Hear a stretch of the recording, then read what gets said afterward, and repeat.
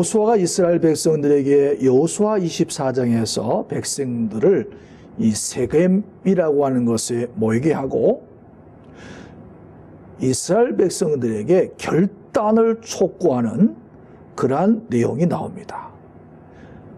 거기에 보면 여호수아가 이제 죽기 전에 그 백성들의 그 장로들과 수령들과 그리고 재판장들과 관리들을 다 모으고 마지막 설교를 합니다. 여호수아는 지난날의 이스라엘 역사 속에서 하나님의 손길이 이스라엘 백성의 민족 가운데 아주 세미하게 섬세하게 하나님이 간섭하였음을 상기시키면서 이스라엘 백성들이 적과 꿀이 흐르는 이 가나안 땅에 정착하게 된 것이 결코 우연이 아니고 하나님의 인도였다라고 하는 것입니다. 그리하여 자신의 조상이신 아브라함의 아버지 데라가 우상을 섬겼던 사람이었지만 하나님의 전적인 선택에 의해서 믿음의 조상이 되었고 또 그를 통해서 자손들이 퍼뜨려졌고 그리고 애굽의 종살이에서 하나님의 종 모세를 통해서 구원의 역사를 가진 민족이 바로 유대 민족이라는 것입니다. 그래서 하나님께서 오늘 이 가나안 땅에 정착하게 하셨고 그리고 하나님의 약속대로 이 땅에서 무화과와 감람나무와 포도나무 열매가 풍성한 은혜를 우리가 누리면서 살고 있는 것이 결코 우연이 아니라 온 우주 만물을 다스리시고 통치하시며 당신의 섭리대로 이끄시는 바로 우리를 애굽에서 인도하신 이 가나안 땅까지 인도하신 바로 창조주 하나님이시라고 말씀하고 있습니다. 그런데 여호수아가 이 말을 하는 것은 그의 나이가 많아서 이제 세상을 떠날 시각이 갖고 왔기 때문에 그의 자손들에게 하나님에 대해서 이 창조주 하나님을 잊어버리지 않도록 하기 위해서 다시금 교훈하는 말씀입니다. 여기서 여호수아는 이렇게 말합니다. 만일 여호와를 섬기는 것이 좋지 않게 보이거든 너희 조상들이 섬겼던 우상이나 아니면 가나안 땅의 신을 택하라. 하지만 오직 나와 내 집은 여호와만 섬기겠다. 13절과 14절에는 하나님께서 너희가 오늘날 심지 않는 포도나무나 감람나무 열매를 먹는 것이 누구의 덕이냐? 하나님의 은혜가 아니냐? 그런데 좀 살만해졌다고 하나님의 은혜를 잊어버리는 것이 말이 되느냐? 이제는 우상을 버리고 여호와를 경외하며 온전함과 진실함으로 하나님을 섬기라고 말씀하고 있습니다. 여호수아는 이스라엘 백성들에게 하나님인지 우상인지 재물인지 하나님인지 빛인지 어둠인지 선인지 악인지 하나님의 음성이냐 아니면 세상의 소리냐의 사이에서 선택을 요구하시는 것입니다. 사실 우리 그리스도인들은 언제나 선택의 기로에 서 있습니다.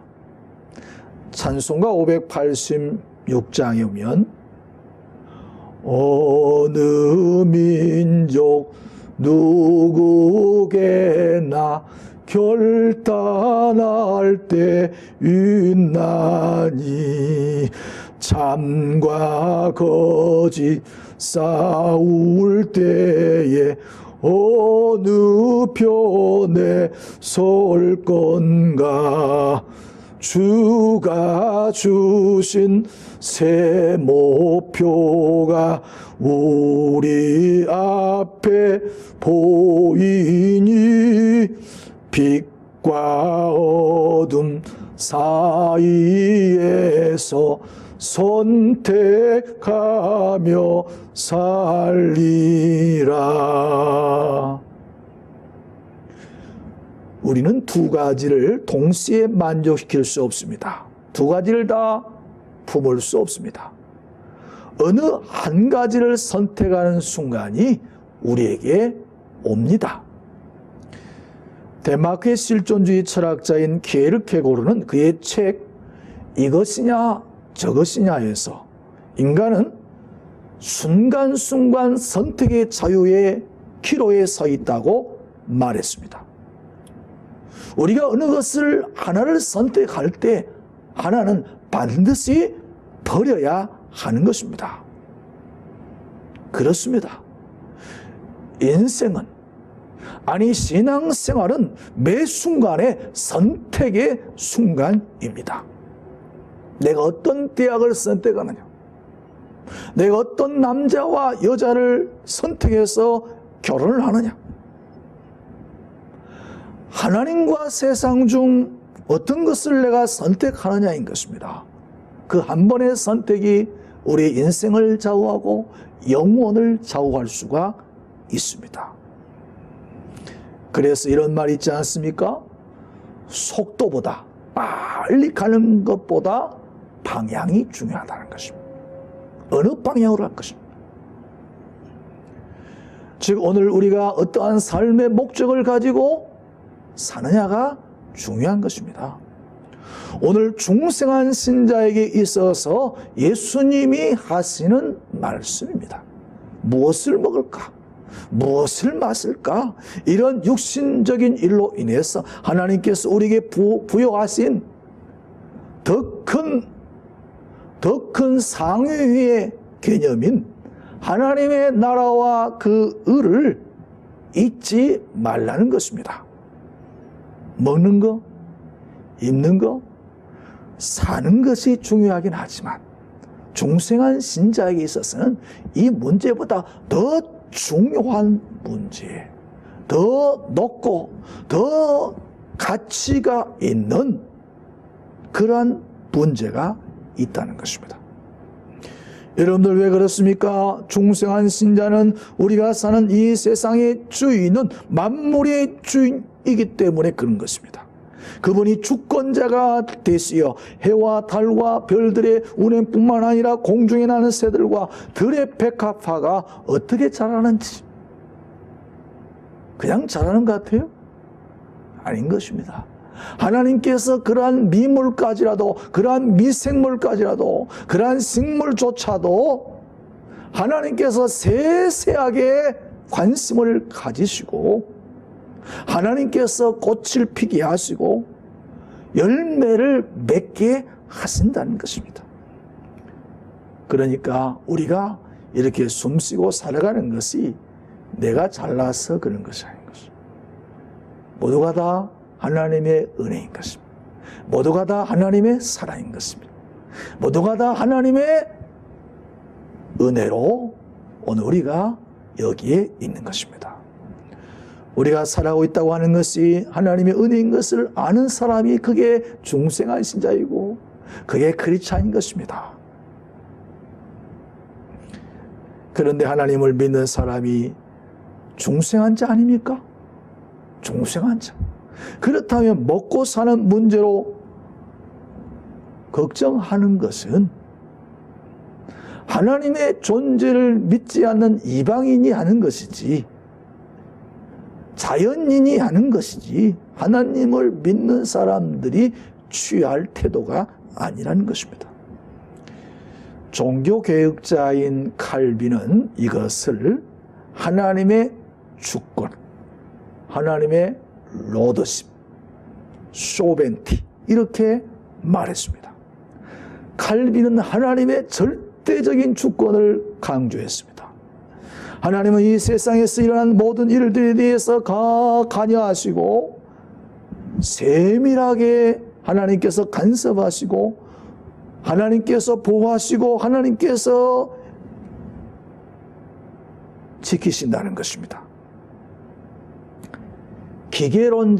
기계론자들이 말하는 것처럼 하나님은 우주 만물을 만들어만 놓고 그리고 우주의 법칙대로 그냥 돌아가도록 자동적으로 돌아가도록 그렇게 기계적으로 돌아가도록 방치해 놓으시는 분이 아닙니다. 하나님은 당신의 선하신 뜻과 목적대로 이 우주를 다스리시고 통치하시며 이 우주를 운행하시는 것입니다.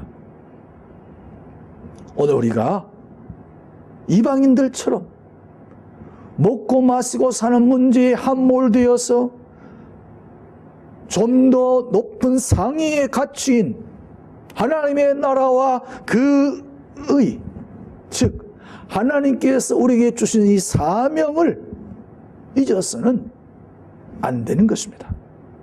예수님께서 우리를 구원하신 목적이 무엇입니까? 우리를 통해서 하나님의 나라가 확장이 되어지고 하나님의 의가, 하나님의 공의가, 하나님의 정의가 이 땅에 가득 차기를 원하신 것입니다. 이 땅에 하나님의 다스리심이, 하나님의 통치가 이루어지고 하나님의 의가 성취되기를 하나님은 원하십니다. 모든 만물이 각자 자기 존재의 의미가 있는 것처럼 여기 마이크로서 소리가 확장되어 사람들에게 메시지를 전달하는 것입니다. 항공기나 선박의 승무원들이 각자의 위치에서 또 선장이나 혹은 비행사들이 안전하게 항공기나 선박을 목적지에 도착하게 하는 것이 그들의 사명인 것처럼 모든 만물에는 각자의 사명이 주어져 있습니다. 대통령의 사명이 있고요, 국회의원의 사명이 있습니다. 정치인의 사명은 더 크고 귀한 것입니다. 어떤 분야에서든지 지도자나 공적인 위치에 있는 사람의 사명은 실로 막중한 것입니다. 그러기에 자신의 사명을 인식하는 것이 중요합니다. 제가 초등학교 2학년 때 지금도 생생합니다. 학교 교실에서 국민교육헌장이라고 하는 것이 있었는데요. 상당히 그 초등학교 학생으로서는 상당히 긴 지문이었습니다. 그걸 다 외우도록 했습니다. 그 당시에 박정희 대통령이 지침으로 전달된 것인데 아마 국가에 대한 사명과 나라 사랑을 가지도록 하기 위함이라고 생각됩니다. 그 앞부분에 보면요, 그 시절에 초등학교를 다녔던 분들은 다 알 것입니다. 이런 말이 있습니다. 우리는 민족 중흥의 역사적 사명을 띠고 이 땅에 태어났다.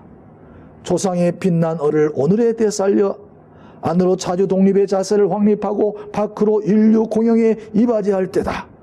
우리의 창의와 협력을 바탕으로 나라가 발전하며 나라의 융성이 나의 발전의 근본임을 깨달아 자유와 권리에 따르는 책임과 의무를 다하며 스스로 국가 건설에 참여하고 봉사하는 국민 정신을 드높인다. 이 국민교육헌장은 자신보다 개인보다 국가와 나라에 대한 사랑으로서 각자의 국민의 자리에서 책임과 의무를 다하는 사명을 자각하도록 해서 국가 발전에 이바지하도록 한 교육의 철학, 교육의 지표로 삼은 내용입니다. 그 SK 최태원 회장의 둘째 딸, 그 민정양의 그 소식이 그 뉴스를 통해서 전해듣게 되었습니다. 이 재벌의 딸인데도 불구하고 이 재벌가를 이어받을 수 있는 그런 경영자의 수업을 해야 될 이 딸이 그 어머니 강곡한 그 부탁에도 불구하고 이 민정양이 해군 그 장교의 해군 장교로 부름을 받아서 훈련에 들어갔다라고 하는 것입니다. 이 소식을 듣는 모든 국민들이 가슴이 뜨거워졌습니다. 왜 그런 줄 아세요? 소위 노블레스 오블리체라고 하는 말 있죠. 가진 사람, 더 많이 배운 사람, 사회적 지위가 높은 사람일수록 그 도덕적인 의무가 더 높아진다는 거죠. 그런데 오늘날 우리 사회 지도층들은 지금까지 그러한 그 솔선을 보이는 그 도덕적인 의무를 보이는 사람들이 별반 없었기 때문에 오늘 이 우리 사회의 통합의 걸림돌이 바로 사회 지도층이었습니다.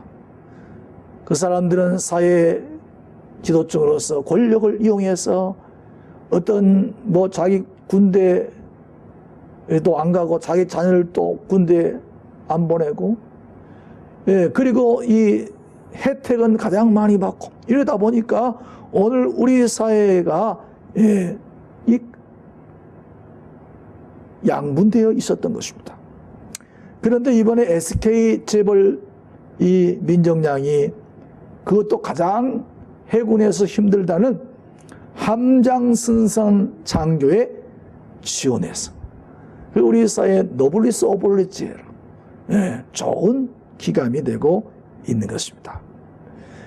이 민정량이 아름다운 것은 이 개인주의가 팽배한 이 시대에 자신의 행복보다 국가를 위해서 헌신하겠고자 하는 사명을 바라보는 모습에서 오늘 우리가 감명을 받는 것입니다.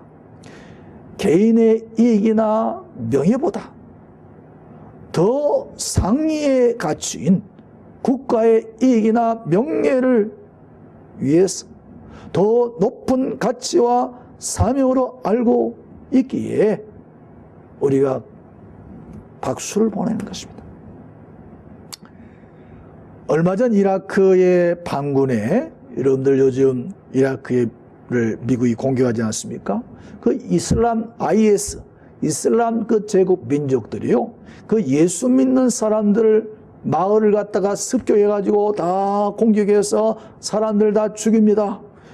종교를 개정하지 않으면, 기독교에서 이슬람교로 개정하지 않으면 다 죽이는 것입니다. 그래서 기독교인들이 다 피난 행렬에 나갔어요.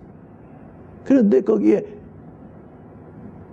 종전 그 기자로서 미국인 제임스 폴이라고 하는 기자가 잡혔습니다. 그 영상이 공개가 되었어요. 참수하겠다고 합니다.